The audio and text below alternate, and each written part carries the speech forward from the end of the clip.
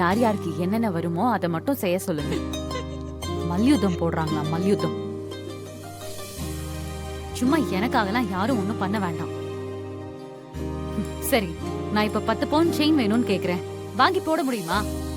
முடியாது.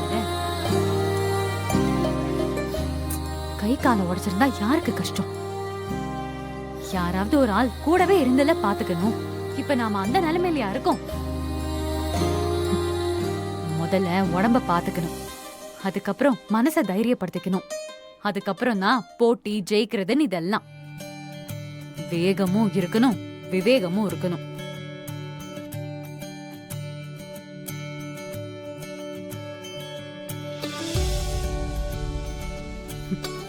இப்ப கஷ்டப்படுறது யாரு?